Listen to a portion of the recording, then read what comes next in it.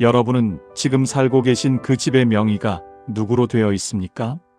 혹시 어차피 나중에 자식 줄 건데 미리 주지 뭐라고 생각하며 증여 도장을 만지작거리고 계시지는 않나요? 제가 오늘 드릴 이야기는 남의 이야기가 아닙니다. 바로 제 피눈물 섞인 고백이에요. 강남은 아니어도 서울 하늘 아래 내 집 한 칸 마련하기 위해 30년을 개처럼 일했습니다. 아침 6시에 나가 밤 11시에 들어오며 자식 새끼 입에 맛있는 거 들어가는 낙으로 살았던 제가 왜 지금 보증금 50만 원에 월세 40만 원짜리 창문도 없는 고시원에서 남이 먹다 남은 김치를 얻어먹으며 살고 있는지 그 기가 막힌 사연을 들려드리려 합니다. 듣기 불편하실 수도 있어요. 남 이야기 같지 않아 가슴이 쓰릴 수도 있습니다. 그래도 들어주십시오. 이 이야기는 저 혼자의 피눈물이 아니라 요즘 부모님들이 자식에게 전부를 주고 빈손이 된 그 수만 명 부모들의 이야기이기 때문입니다. 자, 이야기 시작하겠습니다. 쇼펜하우어는 말했습니다. 사람은 자신이 가진 것의 가치를 잃고 난 뒤에야 비로소 알게 된다. 저는 그 말이 철학책 속 문장인 줄 알았습니다. 그런데 그게 제 인생이었어요. 제 이름은 박성철입니다. 올해 68이에요. 고향은 전북 익산, 황등면 끝자락 작은 마을입니다. 제가 태어나던 해 아버지는 남의 논 소작을 붙이며 7식구를 먹여 살렸습니다. 쌀이 부족한 달에는 보리쌀에 고구마를 섞어 밥을 지었고 그것도 모자란 날에는 죽을 끓였어요. 배가 고픈 게 특별한 일이 아니었습니다. 배가 부른 날이 특별한 날이었어요. 중학교를 겨우 마치고 15살 되던 해봄, 저는 어머니 손을 뿌리쳤습니다. 어머니는 마당 끝까지 따라 나오시더니 아무 말 없이 제 손에 뭔가를 쥐어주셨어요. 어머니 치마 속 깊은 곳에 오래 간직하셨을 단돈 500원이었습니다. 지폐가 낡고 구겨져 두 손으로 펴도 다시 말려 들어왔어요. 저는 그 돈을 가슴에 품고 버스에 올랐습니다. 뒤를 돌아보니 어머니는 여전히 그 자리에 서서 손을 흔들고 계셨어요. 그게 제가 고향에서 본 마지막 어머니의 모습이었습니다. 서울역에 내렸을 때 저는 태어나서 처음으로 공포가 무엇인지 알았습니다. 사람들이 저를 밀치고 지나쳤어요. 아무도 저를 보지 않았습니다. 제가 거기 있는지 없는지 아무도 관심이 없었어요. 허름한 여관 처마 밑에 쭈그려 앉아 그날 밤을 버텼습니다. 배는 고팠지만 500원을 쓸 수 없었어요. 이 돈이 바닥나면 그 다음은 없다는 걸 15살짜리도 알고 있었습니다. 청계천 공구 상가에 자리를 잡은 건 서울에 온 지 사흘째 되던 날이었어요. 지금은 고층 빌딩이 들어섰지만 그때 청계천은 판자집과 작업장이 다닥다닥 붙어있는 거대한 쇳덩이 미로였습니다. 기름 냄새와 쇳가루가 공기에 섞여 있었고 모든 사람이 뭔가를 들고 뛰고 있었어요. 저는 거기서 허름한 공구 도매상 하나를 찾아 들어가 무작정 말했습니다. 저 일하고 싶습니다. 잠만 재워주시면 뭐든 하겠습니다. 사장 어르신은 제 머리끝부터 발끝까지 훑어보더니 짧게 말씀하셨어요. 내일 새벽 4시에 나와. 그때부터였습니다. 매일 새벽 4시 꽁꽁 얼어붙은 수돗물에 세수를 했어요. 수도꼭지를 틀면 처음엔 아무것도 안 나오다가 낡은 수도관에서 쇳물 같은 냉수가 쏟아졌습니다. 그 물이 얼굴에 닿을 때의 차가움은 이루 말할 수 없었지만 잠을 깨우는 데는 그만한 게 없었어요. 등에 지는 기계 부품 상자는 보통 30kg이 넘었습니다. 가파른 철제 계단을 하루에 수십 번 오르내렸어요. 여름에는 계단 난간이 뜨겁게 달궈져 손바닥이 되었고 겨울에는 계단에 서리가 끼어 미끄러졌습니다. 한 번은 부품 상자를 지고 4층 계단에서 발을 헛디뎌 반쯤 구른 적이 있었어요. 무릎이 철 계단 모서리에 찍혀 살이 찢어졌는데 약 한 번 제대로 바르지 못하고 파스 하나 붙여 다음 날 그 계단을 다시 올랐습니다. 통증이 가신 게 아니었어요. 통증을 느낄 여유가 없었습니다. 여름이 되면 땀띠가 온몸을 뒤덮었습니다. 등과 겨드랑이에 진물이 흘렀고 속옷이 피부에 달라붙어 벗길 때마다 살이 뜯기는 것 같았어요. 겨울에는 손가락 끝이 갈라졌습니다. 오른손 엄지손가락 마디가 갈라져 피가 날 때 저는 반창고 한 장 살 돈이 아까워 공구상가에 굴러다니는 구리스를 손가락에 바르고 낡은 면장갑을 꼈습니다. 구리스 냄새가 밥에도 배어들었지만 별 수가 없었어요. 그래도 먹었습니다. 배가 고팠으니까요. 그 시절 제게 사칠한 점심에 공용 수도가에서 물 한 모금 마시는 것이었고, 낙이라고는 일요일 오후 공구 상가 인근 공터에 앉아 멀리 보이는 남산을 바라보는 것이었어요. 언젠가 저도 저 산이 보이는 동네에 내 집 한 칸을 가져보겠다고 그 공터에 앉아 수백 번도 더 다짐했습니다. 아내 영순이를 처음 만난 건 제가 22살 되던 해 겨울이었습니다. 공구 상가 골목 어귀에 있는 허름한 분식집이었어요. 라면 한 그릇이 150원이던 시절, 저는 그것도 아까워 일주일에 한 번만 가는 것을 스스로와 약속으로 정해놓았습니다. 처음 보는 날 영순이는 국자로 냄비를 젓다가 저와 눈이 마주쳤어요. 눈이 컸습니다. 그리고 웃었어요. 어떤 꾸밈도 없는, 그냥 그 사람이 원래 그런 사람인 것 같은 웃음이었습니다. 저는 그날 라면을 2그릇 시켰어요. 돈이 아까운 게 아니었습니다. 그 가게에 조금 더 있고 싶었어요. 영순이는 충남 보령 출신이었습니다. 저처럼 가난한 집 맏딸로 태어나 서울로 올라와 식당 일을 하고 있었어요. 우리는 같은 냄새가 났습니다. 고향 논바닥의 냄새, 새벽 찬물의 냄새, 그리고 열심히 사는 사람 특유의 땀 냄새가요. 그 후로 저는 일요일마다 그 분식집에 갔습니다. 라면 한 그릇을 시켜놓고 영순이가 일하는 걸 멍하니 바라봤어요. 말 한마디 건네는데 3달이 걸렸습니다. 그렇게 사귄 사람이었어요. 결혼식은 없었습니다. 양쪽 집 형편이 혼수를 맞출 처지가 못 됐어요. 구청에 혼인신고서를 내고 국밥집에서 둘이 밥 한 그릇씩 먹었습니다. 그게 우리의 결혼식이었어요. 신혼집은 성동구 금호동 골목 안쪽 지하 단칸방이었습니다. 보증금 30만 원에 월세 5만 원. 방 안에 햇빛이 들어오는 시간은 여름 기준으로 하루 2시간도 채 안 됐어요. 장마철에는 더 큰 문제가 생겼습니다. 비가 많이 오는 날이면 골목의 하수가 역류해 방 바닥으로 물이 스며들었어요. 처음엔 걸레로 닦으면 됐는데 비가 사흘 이상 이어지면 하수 냄새가 섞인 탁한 물이 방 안으로 흘러들었습니다. 영순이는 만삭의 몸이었어요. 배가 불러 허리도 제대로 못 피는 몸으로 아내는 대야를 들고 그 물을 퍼냈습니다. 저는 퇴근이 늦어 집에 도착하면 영순이가 이미 다 치운 뒤였어요. 아내는 괜찮다고 했습니다. 하지만 바닥 한쪽에 아직 마르지 않은 물자국이 남아 있었어요.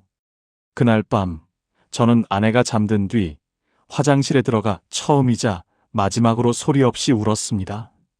지금 이 꼴이 뭔가 싶어서요. 내 처자식한테 이것밖에 못해주는 내가 원망스러워서요. 그리고 다짐했습니다. 반드시 내 집을 갖겠다고. 이 지하에서 영원히 살 수는 없다고. 아내와 내 아이가 햇빛 드는 방에서 살 수 있게 하겠다고. 아들 지훈이가 태어났습니다. 밤새 영순이 손을 잡고 산부인과 복도에서 기다리다가 간호사가 아들이에요라고 말해줬을 때 저는 복도 구석으로 걸어가 벽을 보고 한참을 서 있었어요. 울지 않으려고 했는데 눈물이 그냥 흘렀습니다. 지훈이를 처음 품에 안았을 때 그 아이가 제 새끼 손가락을 쥐었어요. 아주 작고 붉은 손이 제 손가락 하나를 꼭 쥐었습니다. 그 순간 저는 이 아이를 위해서라면 어떤 고생도 할 수 있겠다 싶었어요. 아니, 고생이 고생처럼 느껴지지 않을 것 같았습니다. 그로부터 10년이 지났습니다. 저는 공구 상가 배달 일에서 시작해 중장비 부품 납품 일을 거쳐 30 중반에는 작은 공장에서 반장까지 됐어요. 연장 근무를 자처했습니다. 명절에도 나왔어요. 주말 특근은 당연한 것이었습니다. 영순이도 마찬가지였어요. 지훈이를 어린이집에 맡겨놓고 인근 공장의 부품 조립 아르바이트를 했습니다. 우리는 서로 얼굴 볼 시간도 없이 살았어요. 자다가 새벽에 잠이 깨면 영순이 등이 보였습니다. 그 등을 보면서 저는 저 사람도 오늘 하루 얼마나 고생했을까를 생각하다 다시 잠들었어요. 다른 부부처럼 여행 한 번 못 갔습니다. 기념일을 챙긴 기억이 손에 꼽혀요. 하지만 불행하지는 않았습니다. 저금 통장 숫자가 조금씩 늘어나는 걸 볼 때 그게 우리의 기쁨이었어요. 1994년 여름, 저는 성동구 행당동 15평짜리 빌라를 샀습니다. 잔금을 치르고 열쇠를 받아들고 처음 문을 열었을 때 텅 빈 방에 오후 햇살이 가득 들어오고 있었어요. 영순이가 제 팔을 잡았습니다. 아무 말도 하지 않았어요. 그냥 방 한가운데 서서 창문으로 들어오는 햇살을 바라봤습니다. 그날 밤 우리는 이불도 없이 맨 방바닥에 누워 하늘을 봤어요. 영순이가 말했습니다. 여보, 우리 집이다. 저는 대답을 못했어요. 목이 메었기 때문입니다. 그 말 한마디가 20년 세월의 고생을 한꺼번에 눌러 녹이는 것 같았어요. 지하 단칸방의 하수 냄새, 500원짜리 어머니의 쌈짓돈, 구리스 바른 손가락, 만삭의 몸으로 물 퍼내던 아내의 등, 그 모든 것이 이 한마디 앞에서 비로소 의미를 얻는 것 같았습니다. 그날 밤 우리 둘은 오랫동안 울었어요. 지훈이는 그 빌라에서 고등학교까지 다녔습니다. 저는 지훈이에게만큼은 아낌없이 썼어요. 제가 허리에 이상이 생겨 파스를 달고 살면서도 지훈이 학원비는 한 번도 밀린 적이 없었습니다. 중학교 때부터 수학 과외를 시작했고 고등학교 때는 국어, 영어, 수학, 사회 과외를 전부 넣었어요. 제가 점심을 굶어가며 아낀 돈이 지훈이 학원비가 됐습니다. 저는 다 떨어진 러닝 셔츠를 기워 입으면서도 지훈이가 학교에서 친구들한테 무시당할까봐 좋은 브랜드 운동화를 신겼어요. 한 번은 지훈이가 반 친구가 입은 점퍼를 보고 싶다고 해서 제가 한 달 연장 근무를 해서 사준 적이 있었습니다. 지훈이가 그 점퍼를 입고 나가는 뒷모습을 보면서 아내와 저는 웃었어요. 그게 낙이었습니다. 그거면 충분했어요. 그리고 지훈이는 서울의 4년제 대학 경영학과에 붙었습니다. 합격 통보를 받던 날 저는 공구 상가 골목에서 혼자 소리를 질렀어요. 옆 가게 아저씨가 놀라서 뛰어나왔고 저는 우리 아들이 대학에 붙었어요 라고 말했습니다. 그 아저씨도 함께 웃어줬어요. 그때 제 나이 44이었습니다. 지훈이는 대학을 졸업하고 공기업에 입사했습니다. 안정적인 직장이었어요. 그 사이 저도 작은 규모지만 부품 납품 거래처를 몇 개 갖게 됐고 행당동 빌라를 팔고 마포구 공덕동 쪽 소형 아파트를 장만했습니다. 그리고 그 아파트가 2010년대를 거치면서 값이 올랐어요. 저는 그게 제 실력이라고 생각하지 않았습니다. 그저 오래 버틴 덕이라고 생각했어요. 지훈이가 32살의 며느리 혜진이를 데리고 왔습니다. 처음 인사를 하던 날 혜진이는 공손했고 예의 바랐어요. 아버님, 어머님 잘 모시겠습니다. 영순이는 그날 밤 제게 말했습니다. 여보, 우리 지훈이 잘 됐죠? 저도 그렇게 생각했어요.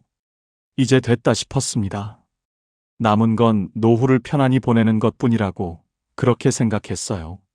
결혼식이 끝나고 2달쯤 지났을 무렵이었습니다. 지훈이가 저를 따로 불러 밥을 먹자고 했어요. 삼겹살집이었습니다. 지훈이가 고기를 굽다가 조심스럽게 말을 꺼냈어요. 아버지, 드릴 말씀이 있어요. 저는 별 생각 없이 말해봐라 했습니다.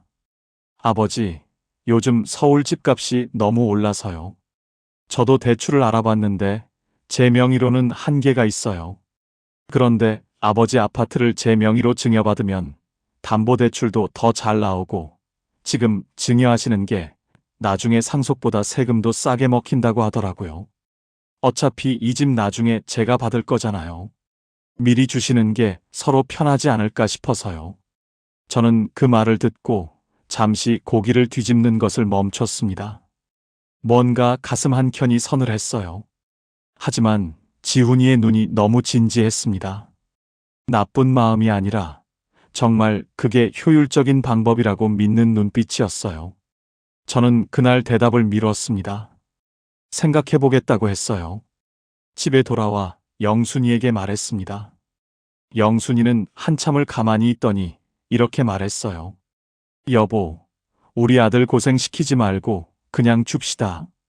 우리가 어차피 여기서 사는 건데 명의가 누구면 어때요? 지훈이가 우리 모시고 산다는데 뭐가 걱정이에요? 그 말에 저는 마음이 흔들렸습니다.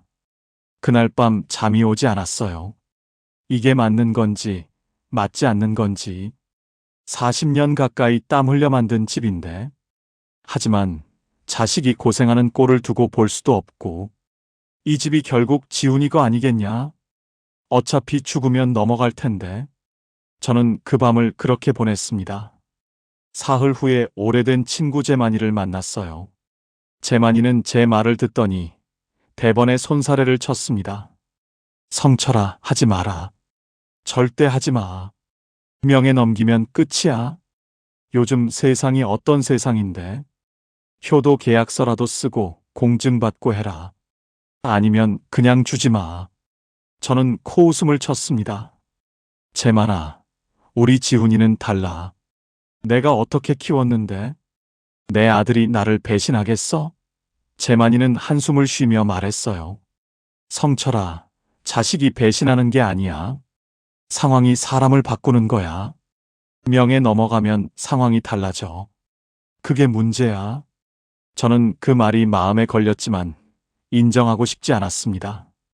설마 우리 지훈이는 아니겠지. 그렇게 생각하며 자리에서 일어났어요. 2021년 여름, 저는 인감도장을 찍었습니다. 당시 아파트 시세는 12억을 웃돌았어요. 증여세가 수억이 나왔습니다. 지훈이는 돈이 없다고 했어요. 저는 그동안 모아둔 퇴직금과 예금을 털어 증여세를 대신 내줬습니다. 도장을 찍는 날 법무사 사무실을 나오면서 지훈이가 제 손을 잡았어요. 그리고 눈물을 흘렸습니다. 아버지, 평생 모실게요. 정말 감사합니다. 저는 그 눈물이 진심이라고 믿었습니다. 아니, 지금 돌이켜봐도 그 순간만큼은 진심이었을 것입니다. 그 사람이 원래 나쁜 게 아니라 나중에 상황이 사람을 바꾼다는 재만이의 말이 그때는 실감나지 않았어요. 합가는 넉 달 뒤였습니다. 지훈이 내외가 신혼 때 살던 전세가 만기가 됐고 자연스럽게 한 집에서 살기로 했어요. 처음 한 달은 좋았습니다. 혜진이는 식사 때마다 아버님 드세요 하고 챙겼고 영순이는 손주 볼 생각에 설레서 잠을 못 잔다고 했어요. 저도 아침에 일어나 식탁에 앉을 때 이게 가족이구나 싶었습니다. 하지만 2달이 지나면서 작은 것들이 달라지기 시작했어요. 혜진이의 목소리 톤이 조금 낮아졌습니다. 아버님, 국은 각자 데워 드세요라는 말이 처음 나온 것도 그 즈음이었어요. 영순이가 아침에 일찍 일어나 부엌에서 찌개를 끓이면 혜진이가 자고 일어나 어머니, 냄새 때문에 지용이 잠을 못 자요라고 말했습니다. 영순이는 미안하다고 했어요. 자기 집에서, 자기 부엌에서, 자기 찌개를 끓이면서 미안하다고 했습니다. 그날 아침 저는 식사를 다 마치지 못했어요. 저는 어느 날 저녁 지훈이에게 넌지시 말했습니다. 지훈아, 요즘 내 처가 좀 예민한 것 같구나. 어머니한테도 좀 더 살갑게 대해줬으면 좋겠다. 지훈이는 잠깐 저를 바라보다가 이렇게 말했어요. 아버지, 요즘 제가 회사에서 얼마나 힘든 줄 아세요? 혜진이도 지용이 어린이집 데리고 다니고 집안일에 스트레스가 많아요. 사소한 것 좀 참아주시면 안 될까요? 사소한 것. 저는 그 단어를 들은 순간 입을 다물었습니다. 제가 평생 땀 흘려 만든 이 집에서 저는 사소한 것을 참아줘야 하는 사람이 되어 있었어요. 그날 밤 저는 영순이 손을 잡고 말했습니다. 영순아, 우리 잘못한 거 있냐? 영순이는 한참을 가만히 있다가 조용히 말했어요. 여보, 우리가 명의를 너무 빨리 줬나 봐요. 저는 그 말에 대꾸할 수가 없었습니다. 그로부터 몇 달이 더 지난 어느 일요일 아침이었어요. 혜진이가 지훈이와 저를 함께 거실로 불렀습니다. 얼굴이 단단히 굳어 있었어요. 아버님, 드릴 말씀이 있어요. 지용이 교육 문제 때문에 저희가 대치동 쪽으로 이사를 가야 할 것 같아요. 이 집을 팔면 거기 전세금 정도는 나오거든요. 아버님들은 공기 좋은 데 가시는 게 건강에도 좋을 것 같고 마침 양주 쪽에 새로 지은 깨끗한 빌라를 알아봐 뒀어요. 방안이 조용했습니다. 저는 잠시 무슨 말을 들은 건지 실감하지 못했어요. 이사라니? 우리는 어떻게 되는 건데? 혜진이는 스마트폰을 내려놓지 않은 채 태연하게 대답했습니다. 요즘은 노인들끼리 사시는 게 더 편하시대요. 저희가 주말마다 내려갈게요. 저는 지훈이를 쳐다봤어요. 제 아들은 고개를 아래로 향한 채 아무 말이 없었습니다. 그 침묵이 모든 걸 말해주고 있었어요. 제 아들은 이 상황에서 제 편이 아니었습니다. 제 집에서 제 아들 앞에서 저는 이미 결정이 난 일을 통보받고 있었어요. 그해 가을집이 팔렸습니다. 12억 아파트였어요. 이삿날 아침 지훈이가 제게 봉투 하나를 내밀었습니다. 저는 열어봤어요. 10만 원권 10장이 들어 있었습니다. 100만 원이었어요. 저는 오랫동안 그 돈을 바라봤습니다. 아무 말도 못했어요. 무슨 말을 해야 할지 알 수가 없었습니다. 15세 상경해서 50년 넘게 일한 결과가 제가 새벽 4시에 일어나 구리스를 바른 손으로 계단을 오르내린 세월이, 지하 셋방에서 대야로 물을 퍼낸 영순이의 세월이 100만 원이었습니다. 양주 옥정동 끝자락 낡은 빌라 4층이었어요. 엘리베이터가 없었습니다. 저는 그때 이미 왼쪽 무릎에 퇴행성 관절염이 있었어요. 계단을 오를 때마다 무릎 안쪽에서 무언가 긁히는 소리가 났고 난간을 잡지 않으면 오르기가 힘들었습니다. 그 계단을 하루에도 몇 번씩 오르내려야 했어요. 영순이는 처음 며칠은 아무 말도 하지 않았습니다. 창가에 앉아 멀리 보이는 산을 바라보다가 저녁이 되면 밥을 차렸어요. 그러던 어느 날 밤 영순이가 제 곁에 앉아 낮은 목소리로 말했습니다. 여보, 우리가 뭘 잘못한 걸까요? 자식한테 다 줬는데 왜 이런 건지. 저는 대답을 못했어요. 그냥 아내의 손을 잡았습니다. 손이 차가웠어요. 예전 신혼 때 그 손이 생각났습니다. 만삭의 배를 안고 대야를 들었던 그 손이 이렇게 차갑게 식어 있었어요. 영순이는 그해 겨울부터 몸이 이상하다는 말을 했습니다. 소화가 안 된다고 했고 자다가 식은땀을 흘린다고 했어요. 저는 대수롭지 않게 넘겼습니다. 나이가 드니 그런가 보다 했어요. 제가 봤어야 했습니다. 더 일찍 병원에 데려갔어야 했어요. 이듬해 봄 영순이는 위암 진단을 받았습니다. 3기였어요. 의사는 수술이 필요하다고 했고 항암 치료도 병행해야 한다고 했습니다. 병원비가 빠르게 쌓여갔어요. 지훈이에게 전화를 했습니다. 지훈아, 내 어미가 위암이다. 병원비가 급하구나. 지훈이는 전화기 너머로 한동안 말이 없었어요. 그리고 나서 입을 열었습니다. 아버지, 저 요즘 대출 이자가 너무 많아요. 지용이 학원비도 밀렸고요. 아버지 연금 나오시는 걸로 어떻게 안 될까요? 저는 전화를 끊고 한참을 가만히 앉아 있었습니다. 국민연금 수령액은 한 달에 68만 원이었어요. 영순이 병원비가 한 달에 그 몇 배씩 나오는 상황에서 내 아들은 제게 연금으로 해결해 보라고 했습니다. 영순이는 8달을 버텼습니다. 수술을 2번 받고 항암을 12차례 맞았어요. 머리카락이 다 빠진 영순이가 병원 침대에 누워 제 손을 잡고 물었습니다. 여보, 지훈이 왔어요? 저는 고개를 끄덕였어요. 거짓말이었습니다. 지훈이는 2달에 한 번 왔어요. 오래 있지도 않았습니다. 잠깐 앉아 있다가 바쁘다는 말과 함께 일어섰어요. 영순이는 그걸 알면서도 모르는 척 했습니다.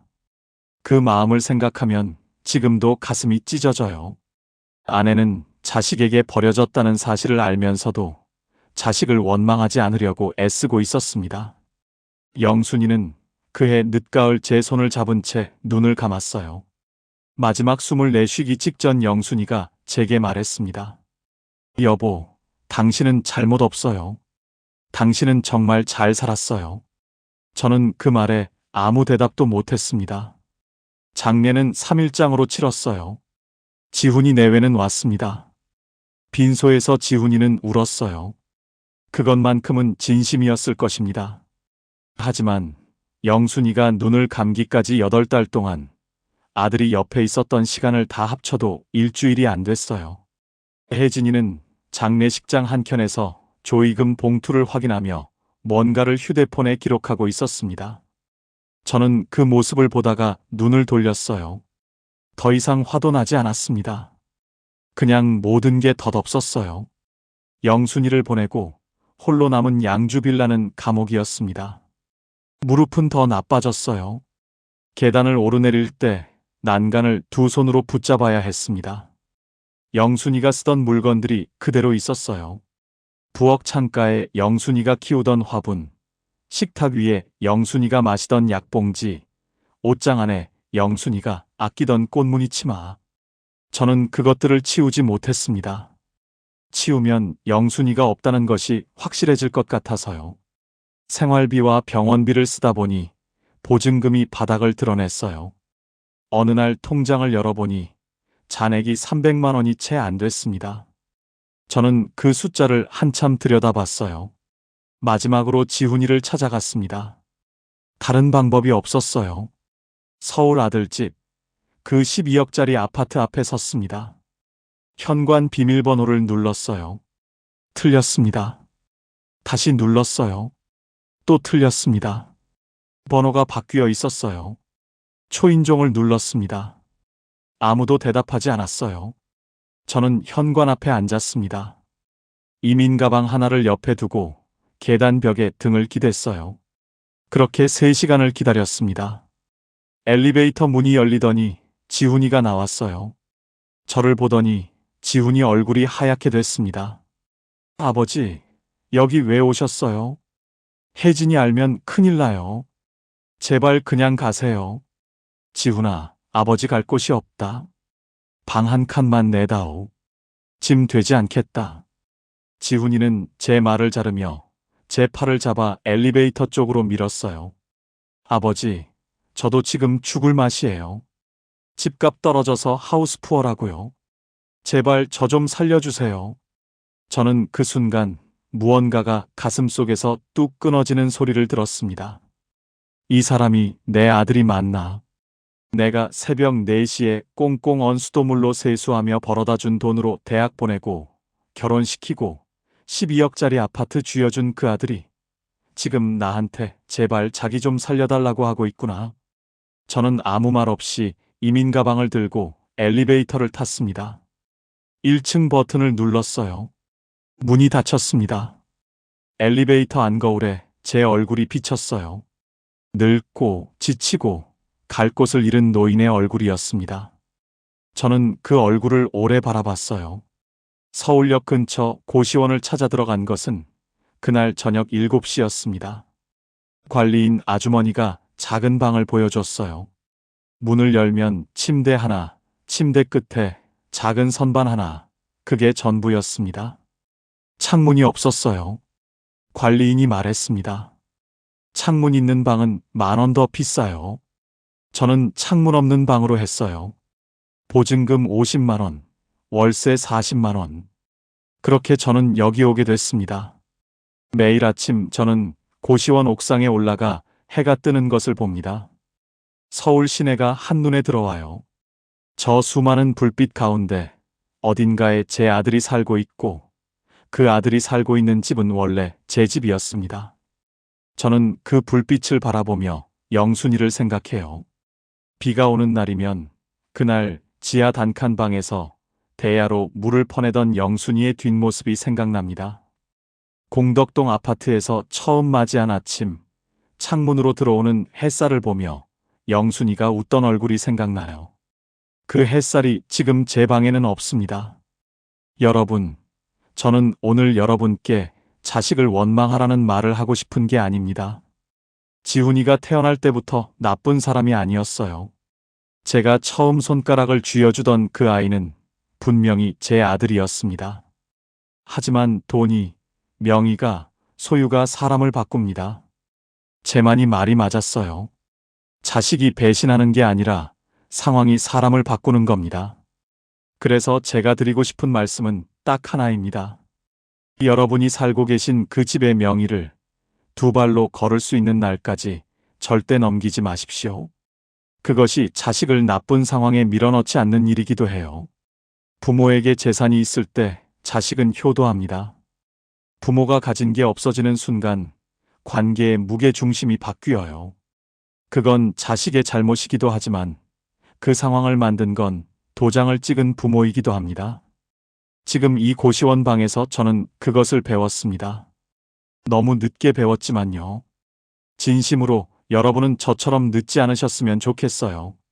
오늘 이 이야기를 들으신 후 댓글에 지금 어떤 마음이 드셨는지 혹은 비슷한 상황에 처해 계신 분이 계신다면 그 이야기를 편하게 남겨주십시오. 여러분의 이야기가 또 다른 누군가를 지키는 힘과 용기가 됩니다. 저는 오늘도 새벽에 잠이 깹니다. 옆방의 기침 소리를 들으며 영순이 이름을 가만히 불러봐요. 대답이 없습니다. 하지만 저는 압니다.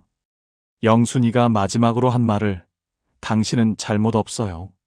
당신은 정말 잘 살았어요. 라는 그 말을 저는 오늘도 붙들고 삽니다. 긴 이야기 끝까지 함께 해주셔서 진심으로 감사드립니다. 지금까지 황금노후였습니다.